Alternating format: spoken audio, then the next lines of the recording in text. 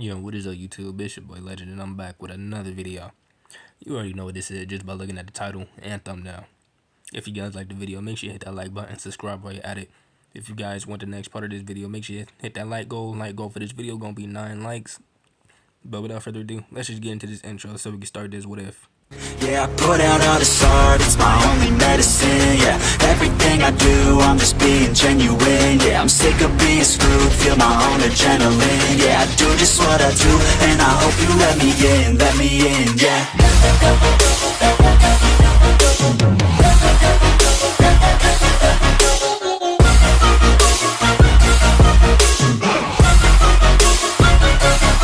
I'm grateful. Konoha, 8 years after the Kyubi attack. Many things happened in the last 8 years within the village of Konoha, some good while others bad. After the attack on the village had finished, many people were asking questions and the leader of said village had to answer. The first question was why? Well, their leader, the Hokage, had no idea why, if he was honest, and only really could guess what the reason was, seeing that his old student being said attacker was dead. The next question was who?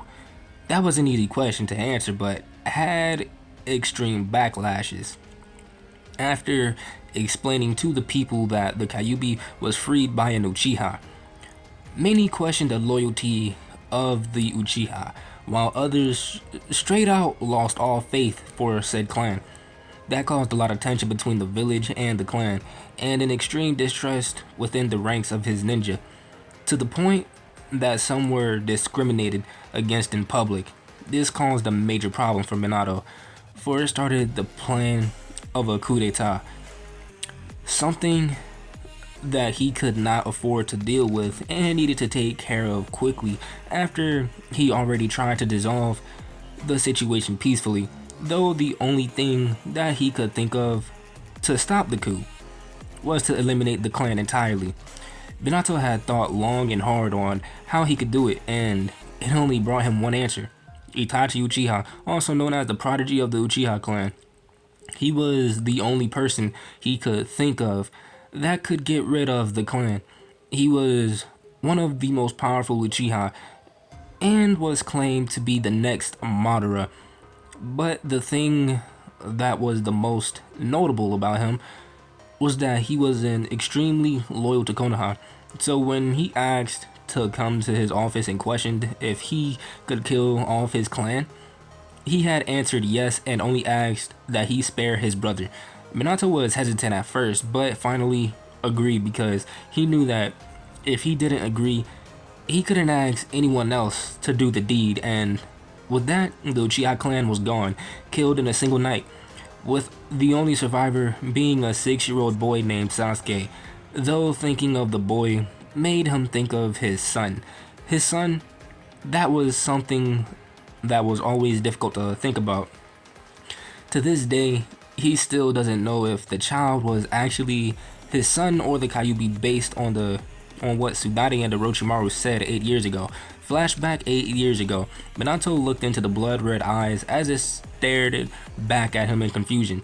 It reached his arms out as if asking for him to take it out of the snake summoner's arms. As he did this, Tsunade and Hiruzen watched Minato. They watched his every move since they heard him mutter something.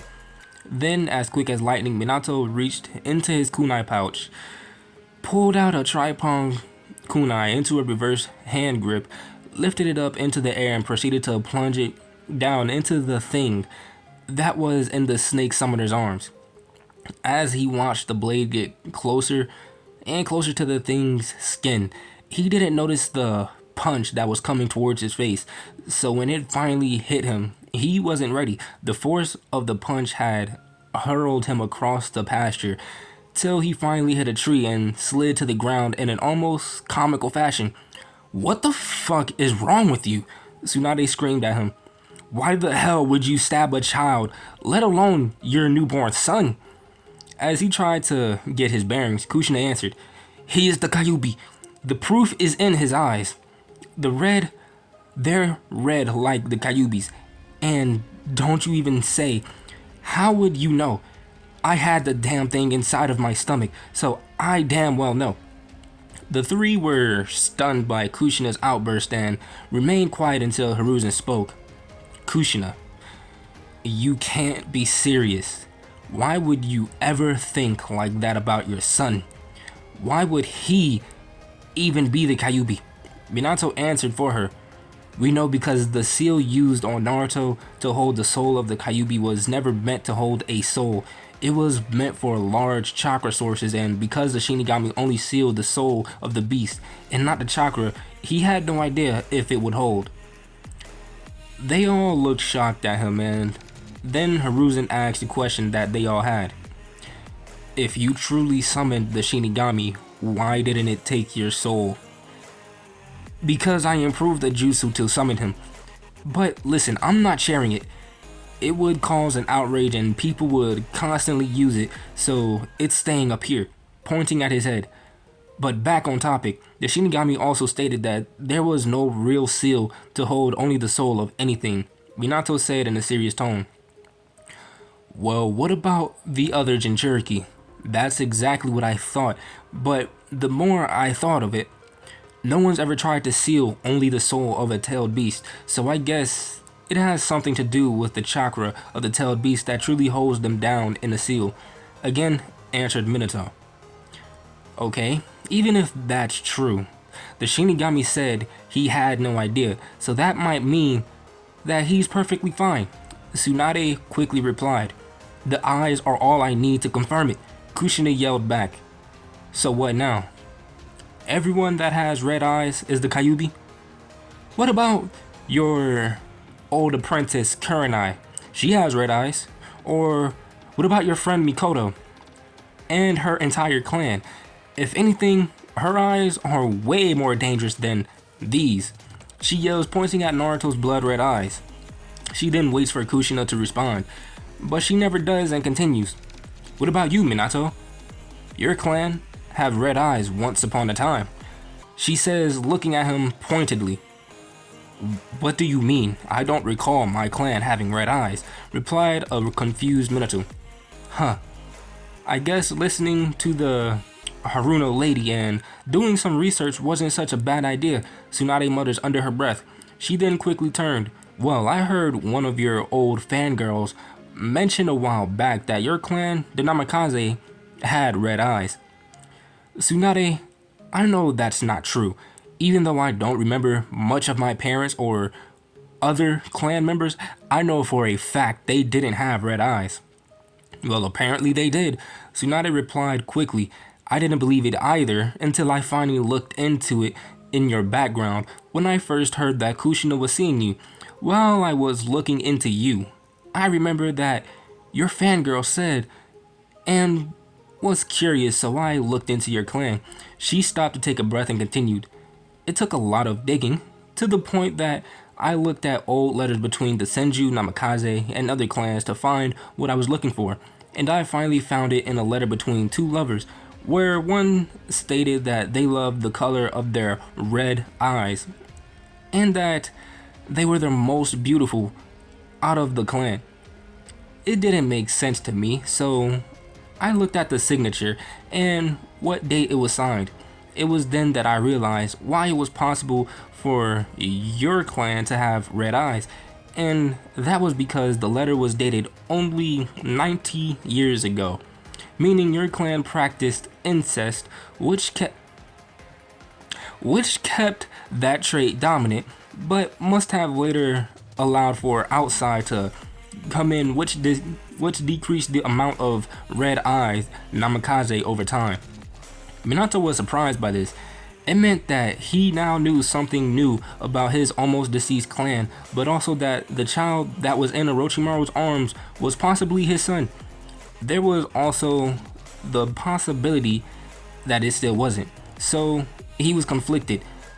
Take in the possible son or kill the Kyubi now. How about you take him in, Minato, and at any sign of him being the Kyubi, report it to us or kill him, Orochimaru said in a calm tone. No, I will not have that, started Kushina, but was cut off by Minato. Fine. If I feel even the smallest thing that resembles the Kyubi, I'll slit its throat. He said in a dead serious tone. "Oh, thank God. At least you gave the child a chance," said Hiruzen in a relieved tone. "Minato, you remember..." She was cut off by him again. "I know what the Shinigami said, but I can't live with myself if I end up killing the child thinking that it's the Kyubi, but in the end, it ends up being my son. So for that reason, we will take him in and wait," he said in a tone that sounded worried. "I can't do that, Minato. I know for a fact that isn't our son. It's like this maternal instinct inside of me telling me that isn't our child, but something else," she said in a sure tone. Minato looked at Kushina and knew that she would never willingly take the child in, so he decided something then and there. He knew that what he was about to do would strain their marriage, but it had to be done to watch over the child. "Kushina, I request, no, I demand that you are not to kill that child and that you will help raise it by order of the Hokage," Minato said in a serious tone. Everyone there stood shocked at what Minato had said. He had ordered his wife, not as a husband, but as her superior. Though the most surprised was Kushina herself. She felt almost betrayed. No, she didn't feel fully betrayed, only partly. She knew what her husband was going through, and though he had hope, she did not. She knew that he was the Kyubi and that Minato just hadn't accepted that yet. She was about to retort on how he was an idiot and how that wasn't their son until she thought of something. If she agreed to this, then she could torment the beast all she wanted. It had no chakra and was extremely weak. This was the perfect opportunity, and it's not like her husband ordered her to take care. Technically, he did. It's not like her husband ordered her to take care of it, only not to kill it and raise it. So she'll do just that. Fine, if those are my orders, Hokage, then fine, but have fun sleeping on the couch for the next year, she said in a cold tone and began to walk away. Hey, just because the plan she made calmed her down doesn't mean that she was still angry with him for ordering her. "She got you there, Minato," said Jiraiya humorously. "Hey, Kushina, wait!" yelled Minato, and was about to chase after her but stopped and turned around. "Can you take Naruto to the hospital for a checkup? I don't think that Kushina should be around him for now, so let's give her some time," he said in a rushed tone, and then ran after Kushina to try and calm her down, with Jiraiya following him at a more relaxed pace. In the flashback, ever since that day, he still doesn't know if he's made the right choice, though he started to drift more towards him being his actual son, because not once has there been any of the beast chakra in him. He even got one of the Hyugas to check his chakra network with their famous Byakugan, though he said he saw a minuscule amount, but that was to be expected, him being born from a Jinchuriki. So maybe it was time to accept that he wasn't the Kyubi. Maybe he could discuss it with Kushina over dinner. Well, let's finish up these papers up. The sun is about to set and dinner should be ready soon, thought Minato as he smiled about seeing his kids and caring wife. Slums of Konoha. The slums were not a strange place to the small child that walked down its streets. He had slept here when his family would accidentally lock him out of the house. He had been here when his mom had left the park without him with his sister. This boy was Naruto Uzumaki Namikaze. He had blonde hair that looked golden and was down. His hair was long enough to go past his ears and almost down to his blood red eyes. He had tan skin that didn't have a single blemish mark. Even with all the things that not only his mother did, but also what his mother allowed the village to do to him. She had called it mother-son bonding when she did it. That's fucked up. though it always confused him why his bonding time was always when they were alone, and why his hurt from the whippings or cuts from the blades that she had, while during his sister's bonding time, she got treats and would play games with her. He saw how she treated his sister and would admit he was jealous. He didn't hate his sister though. No, it was quite the opposite because he actually loved his sister with all of his heart. She was one of the few rays of sunshine that he had in his miserable life. Not even his father cared enough to do anything. Well, he would never know if he would actually do something. His father never knew of the things that his mother and village did because his scars would heal from the beatings that he would receive. It would either heal naturally or be healed by his godmother Tsunade or godfather Orochimaru. They would sometimes ask him if they could tell his father about the things that she did to him, but he would always vividly refuse for two reasons. The first was that his mother threatened to harm his dear sister. One of the few things that didn't look at him weirdly, that didn't call him names, that played with him.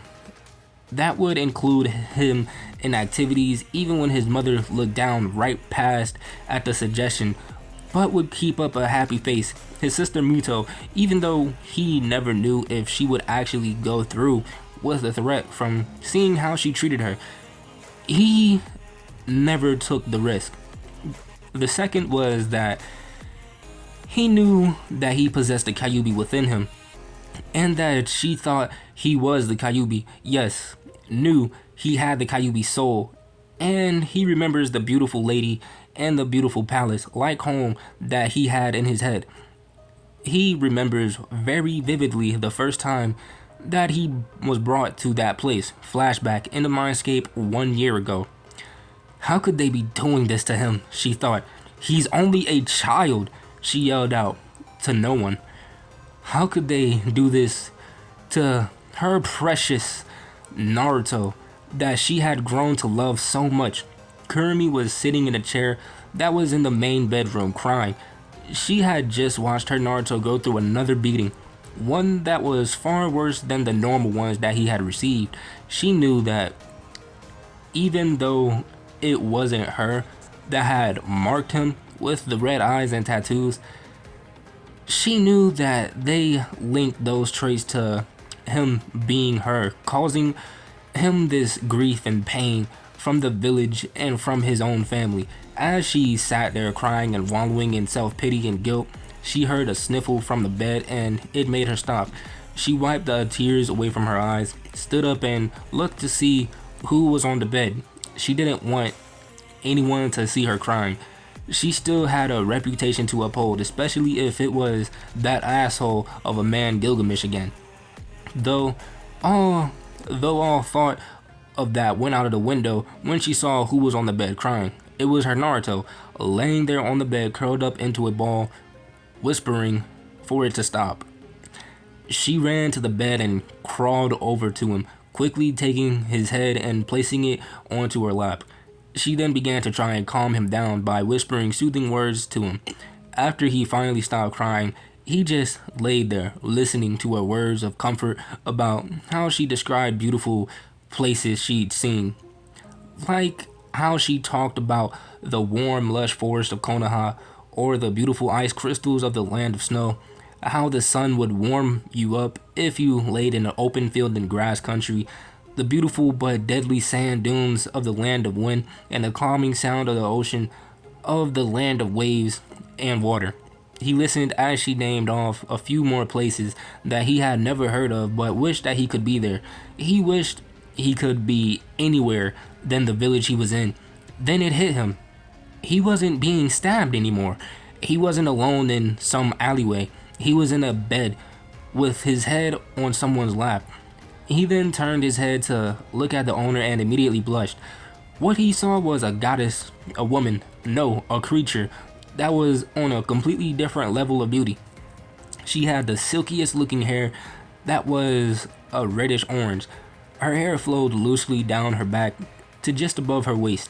Her skin was a light tan with no marks or blemishes, and had eyes similar to his. She wore a loose black kimono with red trimmings on it that showed god amount of skin, which suggested she wasn't wearing anything underneath it.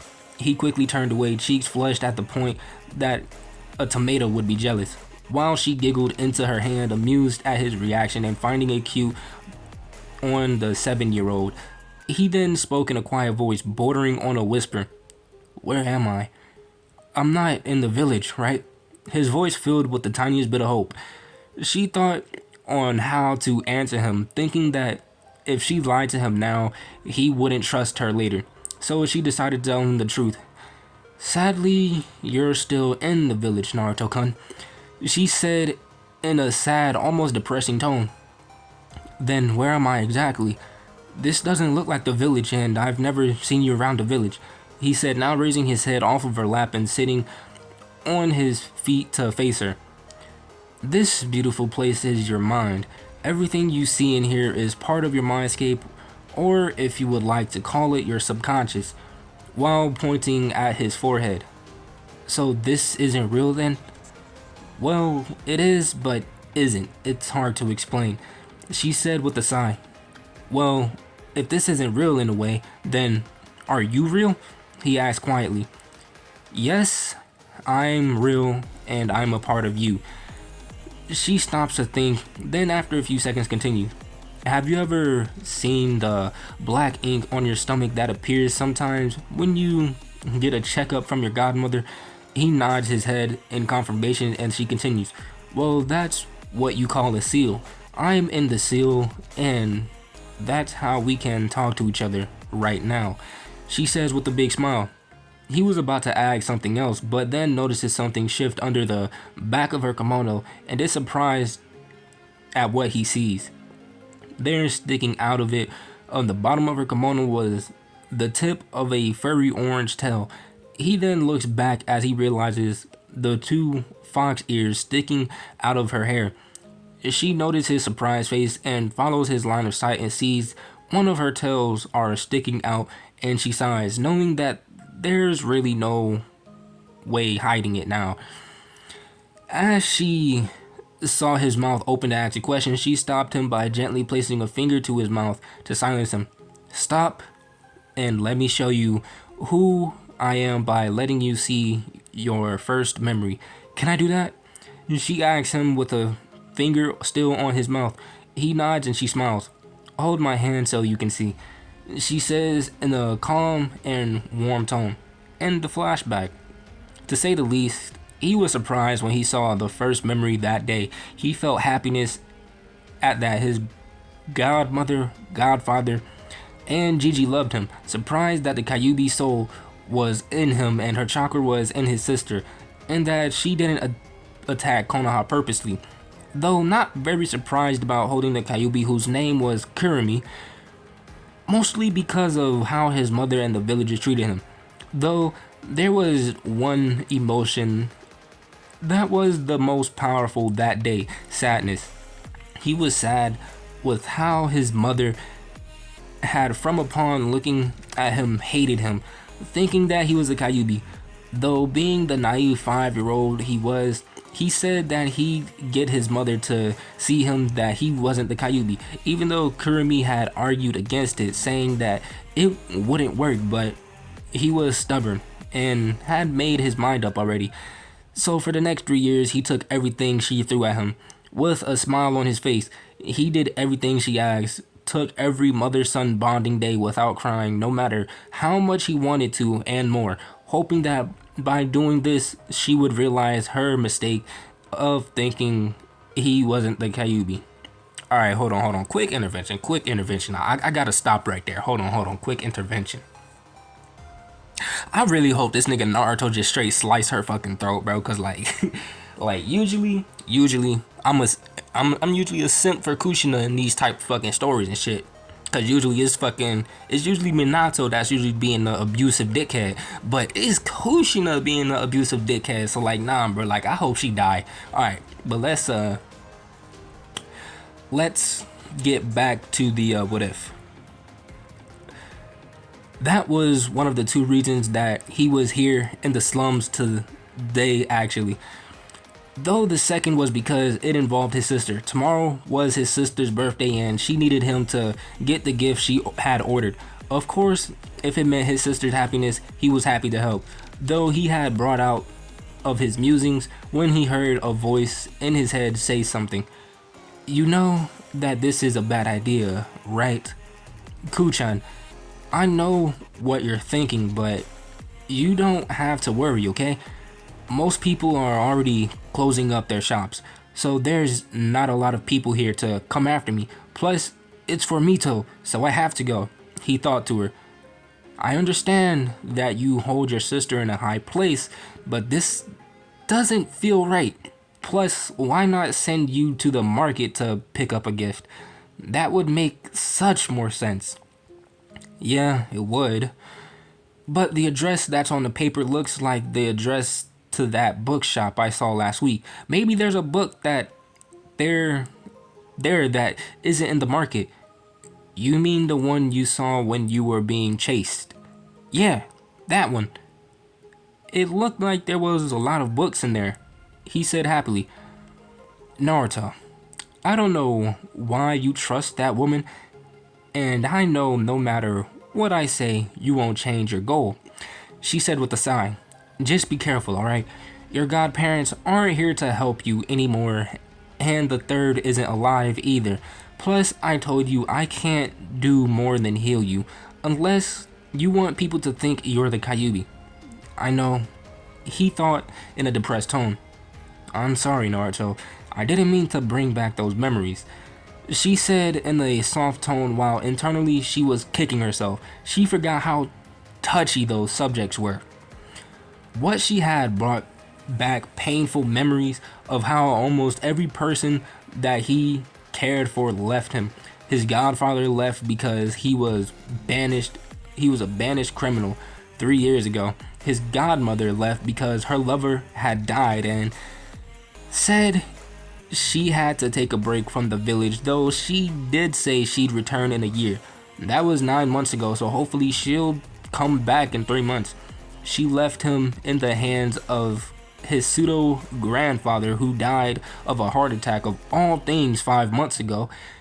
He was probably reading those stupid books that would make him giggle when he was by his house. He thought to himself, the only people that didn't treat him badly was his dear sister. Those nice ramen chefs that would sometimes give him free food when he was locked out, and Kurumi. It's fine. They wouldn't want me depressed, he said with a fake smile, and his tone seemed hollow. Anyways, I see the shop Mom wanted me to pick up the gift from. She sighed. Okay then, call if you need me, alright? I'm going to take a nap. And with that, she disconnected the link. As he walked up to the shop and peered through the window, he noticed the figure that was hidden in the shadows on the top of the shop. I can't believe she was serious. She left the seal tag and a note here. Well, if it says anyway, then I got an idea, he said quietly. As Naruto looked through the window, he noticed that the shop looked like it was closed, as there were no lights on or anything. He then walked up to the door and saw a small folded note there on the ground.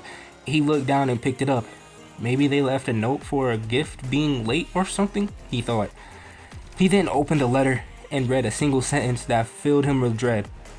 There on the note read, I fooled the fox, love mama. That is fucked up. Nah, bro. Go back to the house and cut this bitch's throat, bro. Oh, God, bro. He was then roughly turned around by a hand that was placed on his shoulder and punched hard in the temple. The punch made him fall and left him dazed and dizzy on the back. As his head started to clear, he rolled out onto his stomach and tried to crawl away until he felt something hit him in the back of the head. His eyes felt heavy from the hit and was about to succumb to the darkness that was surrounding his vision, but was forced out of it by the feeling of sticky liquid coming from the back of his leg. He was confused by the feeling until he turned his head to look at the back of his knee and was scared stiff when he noticed that he could no longer move his legs. Guess working under the snake was useful. Huh. I just cut the muscles that won't let you walk if torn. So, you're not going... Hey, where are you going? He said as he noticed Naruto start to crawl using his arms. You're not going anywhere. He then walked over to Naruto, plunged a kunai into his shoulder, and used said kunai to drag him back to where he had originally fallen. Now, I'm assuming you know who wants me to do this because of the note that you picked up, right? Naruto didn't answer him, and looks away with tears streaming down his face. He didn't want to believe what the note said.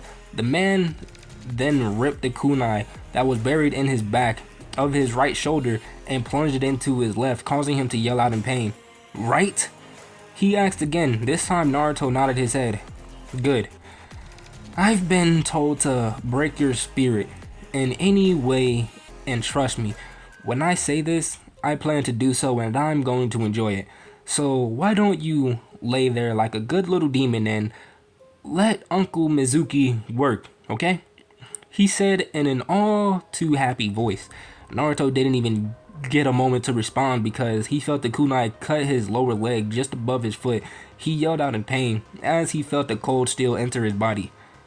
That is the Achilles heel. You're definitely not walking anytime soon, Naruto heard him say in a gleeful tone.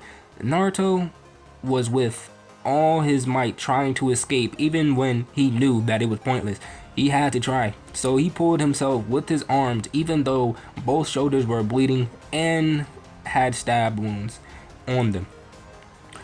One even still had the knife in his shoulder still.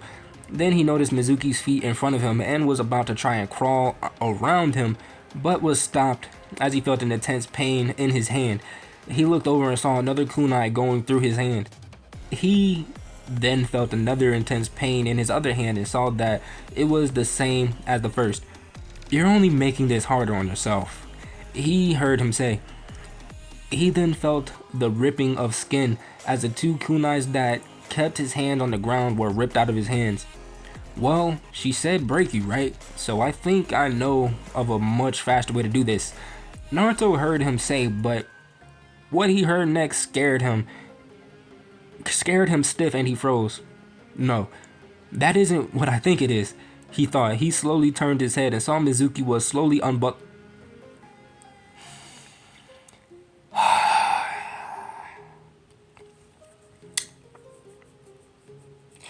Alright, Naruto fans, I'm sorry for what I am about to read. Please forgive me ahead of time. Just know I did not write this. I would never write some...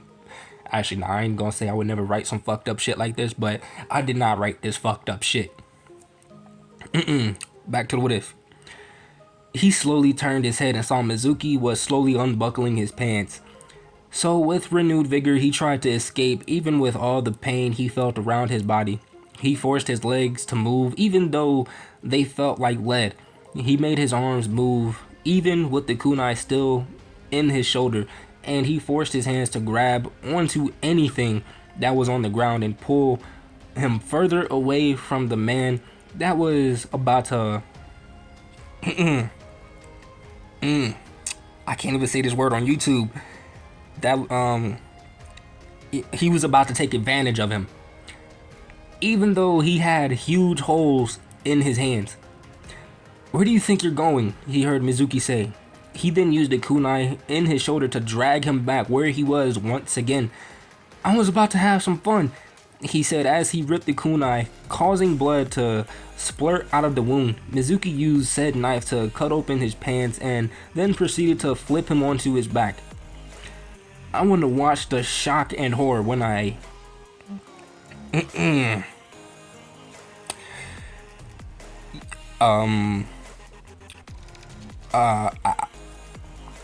I can't say that on YouTube when he does it with them. I want to see the Kyubi's mind break and shatter into 1,000 pieces when my pipe enters that little back door of yours," he yelled with glee. Naruto was crying and pleading with Mizuki to stop. "I'm not the Kyubi. I didn't do anything, I swear." He could do nothing. He couldn't move anymore. It hurt so much. He could only stare as Mizuki lined up his tool with his only entrance. "Please stop, please," he pleaded as Mizuki thrust forward and watched with glee. Naruto screamed for him to stop. He yelled out at the last time, his eyes still closed. Just as he was about to penetrate it, he noticed a gold ripple behind the demon. "The fuck is that?" He never finished the sentence as there was a loud squelch and the sound of a body hitting the floor. Naruto then opened his eyes, looking to see what had happened while trying not to succumb to the sweet release that the darkness promises, but it was too much. Though just as he passes out, he looked up to see the dead Mizuki with a giant hole in his stomach and a golden sword that is starting to dissolve into golden dust just behind the body. Mindscape. Naruto appeared the same way he did a year ago, a crying mess, and Kurumi was quick to comfort him, trying to get the boy she loved to stop crying. Using her soothing words and running her hands through his hair, she was able to calm him down. It was quiet until Naruto asked a question. "Why does she hate me so much? Why do the people hate me?" His tone was depressed. "Kuchan, do you hate me?" Naruto, listen, and listen closely. "Don't never ask that question again," she said in a serious tone, but her voice became softer as it continued. "I could never hate you. I love you, Naruto." She hated how broken he sounded. Gone was the positive and cocky tone, now replaced by a tone filled with sadness and depression. "You do?" he asked in a hopeful tone. "More than you can imagine," she said, and then continued. "Though, to your own other questions, I don't know how anyone could hate you. You are the kindest human to walk this earth. You gave your mother a chance to see her mistakes and even forgave her for the things she'd done in the past. You hated the village, but never left, and instead of lashing out, you gave them chances. I don't think the village or your family deserves someone like you." It was quiet after she said that. "Kurumi, I'm done forgiving the people of this village and my mother. After what happened tonight, I don't want to," he said in a shaky voice. "I want to leave the village." "Oh, well, technically, you're already out of the village." "Wait, what?" he said as he now got off of her lap to sit on his feet. "Yeah, well, that kinda happened when you passed out. A man carried you out of the village," she said in an almost embarrassed tone. "Wait, I wanted to get Mito to come with me first. What if my mother does something to her?" he said in a worried voice. "Naruto, we both know that she's fine. Both your mother and father will take care of her," she said in an almost jealous tone, though Naruto didn't catch it. It almost annoyed her how his sister was always almost first with everything, and how he would tell her how he spent the day with her or something akin to that, but she really couldn't blame him. She was one of the few people that actually cared about him. He sighed. "I guess you're right. How much longer until I wake up? I can send you back now if you want." "No, I mean, can I just stay here a bit longer, please?" Kurumi giggled at his reaction before replying. "Alright, but you'll probably wake up within the next few minutes. Can we lay in bed?" he asked, a little embarrassed. Kurumi smiles at him. "Of course," she replies as she gets off of the bed and pulls the red blanket back. Naruto then climbs in with her, following him. She then pulls the blankets back over them and protectively wraps her arms around Naruto, who was facing her, and places her chin on the top of his head. "Kurumi, be honest with me. Did I kill Mizuki?" he asks her in a soft tone. She separates from the embrace just enough to look at him, who is avoiding her eyes. She sighs, not knowing how he'll take the answer. The 8-year-old's mind was already cracked and almost might break him. It was a miracle that he even allows any type of human contact. That, what with the traumatic event that he just got done having.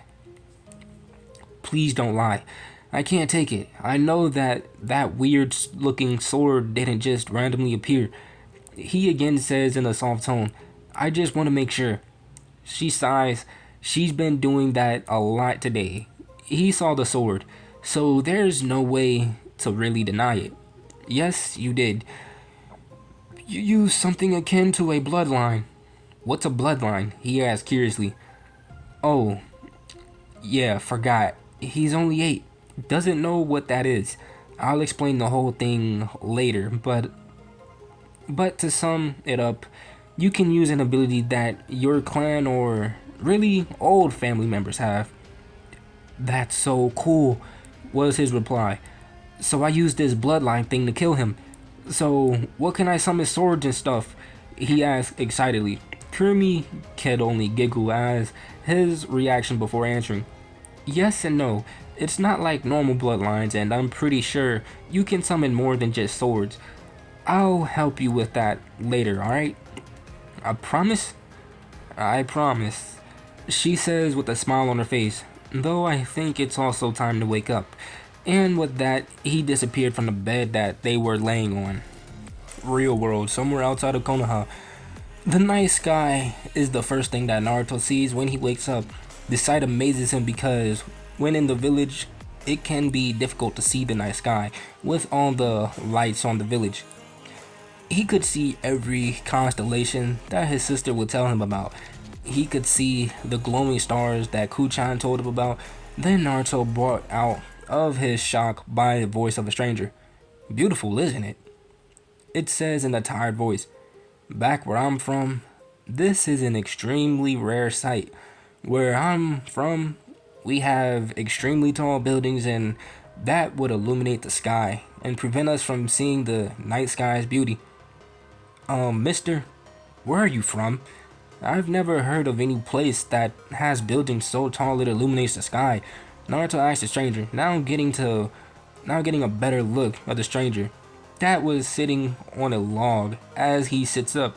The man dressed in a black trench coat, and it looked like he wore a black suit under the coat with the white undershirt and a matching black tie.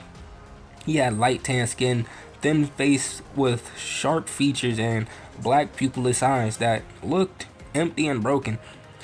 He also had jet black hair that stuck out from all sides and a finish of a mysterious look. He had a lit cigarette in his mouth. The man then looked at him. I'm not from around here. You could even say I'm from a completely different world. Are you the man that took me out of the village? Yes, I am. I was leaving when I heard a sound that sounded like yelling. So I went to see, and there I found you on the ground unconscious, pants slashed, covered in stab wounds, and a man on death's door with a hole through him. Wait, he wasn't dead? Naruto almost yells. No, he wasn't at the moment I got there, but I'm certain he's dead now. It's been 3 hours since we left. And with the hole in his chest, the size it was, I doubt he's still alive. He stated in a calm voice. Now, what's your name, kid? My name's Naruto. He stopped himself and looked away from the man. He didn't want to be called that. What if he recognizes him, the name? No, since he decided to leave the village, he needs a new name. Or he can have no name at all. He can start fresh, a clean slate. He then looked back at the man. Naruto. Just Naruto. That's a strong name, Naruto. Said boy looks at the man with a smile. Now what's your name? The man stares at him as if judging if he should give his name or not. Though, after a long silence, he finally stated in a calm voice. Kuritsugyu Emiya. But guys, I'm going to end it off right there. If you guys enjoyed the video, make sure to hit that like button, subscribe while you're at it. Remember, hit the like goal for the next part, and I will see you guys in the next video. Peace.